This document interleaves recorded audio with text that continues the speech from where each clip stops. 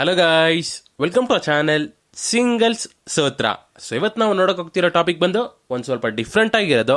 So ಏನಕ್ಕೆ different ಆಗಿರೋದು ಅಂತ ಹೇಳ್ತಿದ್ದೀನಿ ಅಂದರೆ, ಇದು ಬಂದು ಮ್ಯಾಕ್ಸಿಮಮ್ ಎಲ್ಲರಿಗೂ ನಡೆಯಲ್ಲ, ತುಂಬ ರೇರ್ ಕೇಸಲ್ಲಿ ಮಾತ್ರ ನಡೆಯುತ್ತೆ. ಅದೇನಂದರೆ, ಒಂದು ಹುಡುಗಿ ಒಂದು ಹುಡುಗನ ಲವ್ ಮಾಡಬೇಕಾದ್ರೆ ಯಾವ ಥರ ಎಲ್ಲ ಟೆಸ್ಟ್ನ ಮಾಡ್ತಾರೆ ಅನ್ನೋದ್ರ ಬಗ್ಗೆನೇ ಈ ವಿಡಿಯೋದಲ್ಲಿ ನೋಡೋಕೆ ಹೋಗ್ತಾ ಇದೀವಿ. ಏನು, ಒಂದು ಹುಡುಗಿ ಒಂದು ಹುಡುಗನ ಲವ್ ಮಾಡೋದಕ್ಕೆ ಟೆಸ್ಟ್ ಮಾಡ್ತಾರಾ ಅಂತ ಕೇಳಿದ್ರೆ ಖಂಡಿತವಾಗ್ಲೂ ಮಾಡ್ತಾರೆ. ಬಟ್ ಇದು ಬಂದು ತುಂಬ ರೇರ್ ಕೇಸಲ್ಲಿ ಮಾತ್ರ ನಡೆಯುತ್ತೆ. ಬಟ್ ನಾವು ಎಲ್ಲದಕ್ಕೂ ಅಲರ್ಟ್ ಆಗಿ ಮತ್ತೆ ರೆಡಿಯಾಗಿರಬೇಕು. ಸೊ ಅದಕ್ಕೋಸ್ಕರನೇ ಈ ವಿಡಿಯೋ. ಸೊ ಅದರಲ್ಲಿ ಫಸ್ಟ್ ಟೆಸ್ಟ್ ಏನಂತ ನೋಡಿದ್ರೆ, ಒಂದು ಹುಡುಗ ಒಂದು ಹುಡುಗಿಗೆ ಪ್ರಪೋಸ್ನ ಮಾಡಬೇಕಾದ್ರೆ ಆ ಹುಡುಗಿ ಬಂದ್ಬಿಟ್ಟು ಇವ್ನ ಪ್ರಪೋಸ್ನ ಅಕ್ಸೆಪ್ಟ್ ಮಾಡೋಣ ಬೇಡವಾ ಅನ್ನೊಂದು ಕನ್ಫ್ಯೂಷನಲ್ಲಿ ಇರಬೇಕಾದ್ರೆ ಈ ಟೆಸ್ಟ್ನ ಮಾಡ್ತಾರೆ. ಅದೇ ಥರ ಇಬ್ರು ಲವ್ ಮಾಡ್ತಿರ್ಬೇಕಾದ್ರೆ ಆ ಹುಡುಗಿ ಬಂದು ಇವನನ್ನ ನಿಜವಾಗ್ಲೂ ಪ್ರೀತಿಸ್ತಿದ್ದಾನ ಅನ್ನೊಂದು ಕ್ಲಾರಿಫಿಕೇಶನ್ಗೋಸ್ಕರನೂ ಈ ಟೆಸ್ಟ್ನ ಮಾಡ್ತಾರೆ. ಸೊ ಆ ಟೆಸ್ಟ್ ಏನಂತ ನೋಡಿದ್ರೆ, ನಿಮ್ಮ ಲೈಫ್ ಬಂದು ಮಾಮೂಲಿಯಾಗಿ ಯಾವಾಗಿನ ಥರನೇ ಯೂಶುವಲ್ ಆಗಿ ನಡೀತಾ ಇರುತ್ತೆ.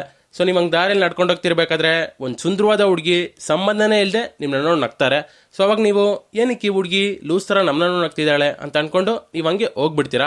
ಬಟ್ ಇದು ಬಂದು ರೆಗ್ಯುಲರ್ ಆಗಿ ಕಂಟಿನ್ಯೂಸ್ ಆಗ್ತಾನೆ ಇರುತ್ತೆ.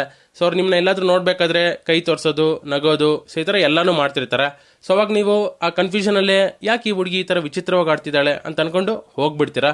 ಬಟ್ ಇದ್ರ ಹಿಂದೆ ಇರೋ ರೀಸನ್ ಬಂದು ನಿಮಗೆ 1 ವೀಕ್ ಆದ್ಮೇಲೆ ಗೊತ್ತಾಗತ್ತೆ.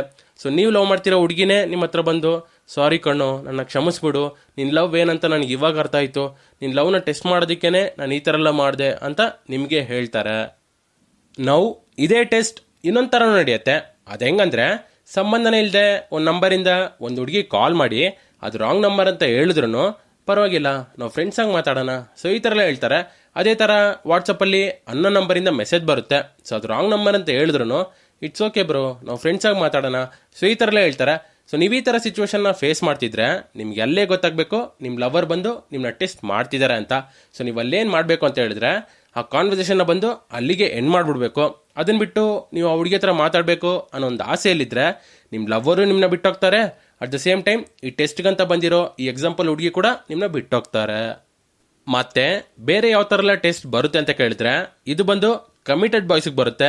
ಸೊ ಆ ಹುಡುಗಿಗೆ ಇವ್ ನಮ್ಮನ್ನ ಕೊನೆ ತನಕ ಲವ್ ಮಾಡಿ ಮದುವೆ ಆಗ್ತಾನ ಅನ್ನೋ ಡೌಟಲ್ಲಿ ಈ ಟೆಸ್ಟ್ನ ಮಾಡ್ತಾರೆ. ಸೊ ಅವ್ರೇನು ಮಾಡ್ತಾರಂದ್ರೆ, ನಿಮಗೆ ಕಾಲ್ನ ಮಾಡಿ, ನಮ್ಮ ಲವ್ ವಿಷಯ ಮನೆಯವ್ರಿಗೆ ಗೊತ್ತಾಗೋಯ್ತು, ತುಂಬ ದೊಡ್ಡ ಜಗಳ ಆಗೋಯ್ತು, ನನ್ನ ಮನೆ ಬಿಟ್ಟು ಆಚೆ ಕಳಿಸ್ಬಿಟ್ರು, ನಾನು ಮನೆ ಬಿಟ್ಟು ಆಚೆ ಬಂದ್ಬಿಟ್ಟೆ, ನೀನು ಇವಾಗಲೇ ಬಾ, ನಂಗೆ ತಾಳಿ ಕಟ್ಟಿ ನಿಮ್ಮ ಮನೆಗೆ ಕರ್ಕೊಂಡೋಗು, ಸೊ ಈ ಥರ ಎಲ್ಲ ಹೇಳ್ತಾರೆ. ಸೊ ಅವಾಗ ನಿಮ್ಗೆ ತಕ್ಷಣ ಏನು ಮಾಡಬೇಕು ಏನು ಬಿಡಬೇಕು ಅಂತ ಗೊತ್ತಾಗಲ್ಲ, ತುಂಬ ಟೆನ್ಷನ್ ಆಗ್ಬಿಡ್ತೀರಾ. ಏನೇ ಹೇಳ್ತಿದ್ಯಾ, ನಾನು ಇನ್ನೂ ಓದ್ತಾ ಇದ್ದೀನಿ, ಕೆಲಸನೂ ಮಾಡ್ತಿಲ್ಲ, ಪ್ಲೀಸ್ ಅರ್ಥ ಮಾಡ್ಕೊ, ಮತ್ತೆ ಮನೆಗೆ ಹೋಗು, ಅಡ್ಜಸ್ಟ್ ಮಾಡ್ಕೊ, ಈ ಥರ ಏನೇ ನೀವು ಹೇಳಿದ್ರು ಆ ಹುಡುಗಿ ಒಪ್ಕೊಳಕ್ ಹೋಗಲ್ಲ. ನೀನೇನು ಮಾತಾಡ್ತಿದ್ಯಾ, ನಾನು ಮನೆ ಬಿಟ್ಟು ಆಚೆ ಬಂದಿದ್ದೀನಿ, ಸೊ ಈ ಥರ ಎಲ್ಲ ಹೇಳ್ತಾರೆ. ಸೊ ಸಖತ್ ಟೆನ್ಷನ್ ಆಗ್ಬಿಡುತ್ತೆ. ಸೊ ನೀವು ಕೊನೆಯದಾಗಿ ಸರಿ ಕಣೆ ನಾನು ಅಪ್ಪ ಹತ್ರ ಮಾತಾಡ್ತೀನಿ ಅಂತ ಹೇಳ್ಬೇಕಾದ್ರೇ ಅವರು ಇಲ್ಲ ಕಣೋ ನಾನು ಸುಮ್ಮನೆ ಹೇಳ್ದೆ, ಏನೂ ಪ್ರಾಬ್ಲಮ್ ಆಗಿಲ್ಲ ಅಂತ ಹೇಳ್ತಾರೆ. ಸೊ ಈ ಥರ ಎಲ್ಲ ಟೆಸ್ಟ್ ಬರುತ್ತೆ. ಸೊ ನೀವು ಎಲ್ಲದಕ್ಕೂ ರೆಡಿಯಾಗಿರಬೇಕು. ಭಯ ಪಡಕ್ಕೆ ಹೋಗ್ಬೇಡಿ. ಏನು ಗುರು ಈ ಥರ ಎಲ್ಲ ಟೆಸ್ಟ್ ಬರುತ್ತಾ ಅಂತ. ಯಾಕಂದರೆ ಈ ಥರ ಟೆಸ್ಟ್ ಬರೋದಲ್ಲ ತುಂಬಾ ರೇರು. ಬಟ್ ನೀವು ಯಾವುದಕ್ಕೂ ರೆಡಿಯಾಗಿರಬೇಕು. ಯಾವುದೇ ಒಂದು ಸಿಚುವೇಶನ್ ಬಂದರೂ ಅದನ್ನು ಫೇಸ್ ಮಾಡೋ ಥರ ಇರಬೇಕು ಅನ್ನೊಂದು ಕಾರಣಕ್ಕೋಸ್ಕರನೇ ಈ ವಿಡಿಯೋನ ಮಾಡಿರೋದು. ಸೊ ನಿಮ್ಗೆ ಯೂಸ್ಫುಲ್ ಆಗಿ ಇದ್ದಿರುತ್ತೆ ಅಂತ ನಂಬ್ತೀನಿ. ಸೊ ಯೂಸ್ಫುಲ್ ಆಗಿದ್ದಿದ್ರೆ ನಿಮ್ಮ ಫ್ರೆಂಡ್ಸ್ಗೂ ಶೇರ್ ಮಾಡಿ, ಅವ್ರಿಗೂ ಯೂಸ್ಫುಲ್ ಆಗಿರುತ್ತೆ. ಸೊ ನೆಕ್ಸ್ಟ್ ವಿಡಿಯೋದಲ್ಲಿ ಮೀಟ್ ಮಾಡ್ತೀನಿ. See you.